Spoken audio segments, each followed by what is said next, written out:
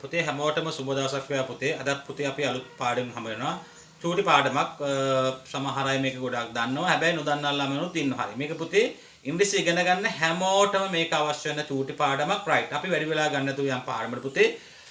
ඔයාලා අපේ කියලාම මෙන්න මෙහෙම. අර මගේ යාළුවා, අර මගේ තාත්තා, අර මගේ ගෙදර, අර ඔයාගේ අම්මා, අර වාගේ යාළුවා, අර වාගේ බයිසිකලේ අපි අර කියන අදහස ගන්න සිංහලෙන් ඒ වගේ අර කියන අදහස කියන වාක්‍ය අපි සිංහලෙන් ඕන තරම් කියනවා. අපි ඉංග්‍රීසියෙන් මේකට භාවිතා කරන්න පුතේ that. මේ හැර වෙන වචනයක් නැහැ. එහෙනම් that කියන එකේ තේරුම තමයි පුතේ අරක. අපි ඈත තියෙන එක දෙයක් ඇඟිල්ල කියලා අර කියලා පෙන්වන්න පුළුවන්. එක්කෙනෙක් හෝ එකක් ගැන කතා කරන්න ඕනේ නම් අර හෝ අරක කියන අදහස කියන්න ඕනේ නම් පුතේ අපි ඉංග්‍රීසියෙන් දාන්නේ that විතරමයි only that. එහෙනම් මෙයා ඒක වචනයි එන එක දෙයක් ගැන කතා කරන විතරමයි මෙයා දාන්නේ පුතේ. එහෙනම් that එක ඊළඟ එන වචනේ තමයි is පුතේ. වාක්‍ය කීපයක් මම හදලා තිනවා. sentences කීපයක් you can see. That is a rat. අර ඉන්නේ මීයෙක්. අර මීයෙක්. That is a rat. තව ඕන තරම් මේ වචන භාවිත වෙනස් කරන්න පුළුවන් පුතේ. That is a chair, අර පුටුව, that is a building, අර ගොඩනැගිල්ල, that is a coconut tree, අර පොල් ගහක්. ඒ වගේ පුතේ මේ වචන විතරයි වෙනස් කරන් තියෙන්නේ. එතකොට පුතේ ඊළඟට පුතේ අපිට මේ relative pronouns ටික use කරන්න පුළුවන්. my මගේ, our අපේ, your ඔයාගේ, his ඔහුගේ, her ඇයගේ.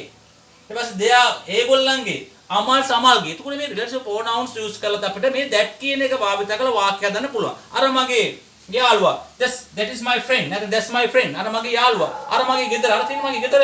That's my home. අර මගේ ගෙදර. අර ඔයාගේ යාළුවා. That's your friend. එතකොට පුතේ මේ වගේ අපිට ඕන තරම් වාක්‍ය හදන්න පුළුවන්. That is mine. That is mine.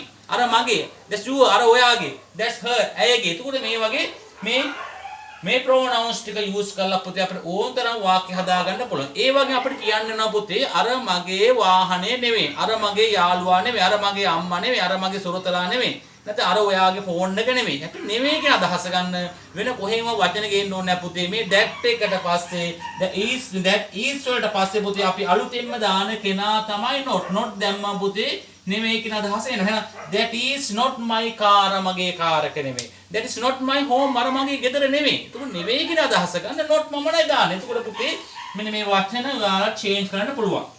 එතකොට මේක හරිය ලේසියි පුතේ. that is කියන්නේ අර that is my friend අර මගේ යාළුවා.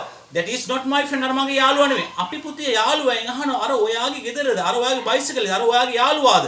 අර ඔයාගේ අම්මද? අර ඔයාගේ මාමද? අපිට එහෙම යාළුවාගෙන් ප්‍රශ්නයක් අහන්න ඕන අර ඔයාගේද අරක ඔයාගේද කියලා අහන්න ඕනේ නම් පුතේ අපි මේ that වෙනුවට පුතේ that is වෙනුවට that කියන එකයි is කියන එකයි වෙනුවට is කියන වචනේ මුලට දානවා. එහෙනම් that කියන හැබ ඊට පස්සේ දානවා. එහෙනම් is තමයි මුලට එන්නේ. මෙන්න පුතේ is that your bike අර වාගේ bike එකද? is that your car වාගේ car එකද? is that your mother අර වාගේ අම්මද? is that your vehicle අර වාගේ වාහනේද? පුතේ මෙන්න මේ වගේ පාඩම් හරි ලේසි පුතේ අමාරු නෑ. එතකොට මේ වාක්‍ය කීපයක් මෙතන තියෙන. හැබැයි ඔයාලා මේ වගේ අදහස ඔයාලා දැන් දක්කන හැම දෙයක්ම මේ that දාලා use කරන්න පුළුවන් අර කියන අදහස ගන්න. එහෙනම් පුතේ මේ වගේ පාඩම් ඔයාලා ඉගෙන ගන්න මේ ඔය පැහැදිලි ගන්න දිගටම මාත් එක්ක ඉන්න කියන මතක් කිරීම කරමින් අදත් මේ චූටි වීඩියෝ එක සමගන්න හැමෝටම වෙන සුබ දවසක් වේවා. ඉංග්‍රීසි very easy.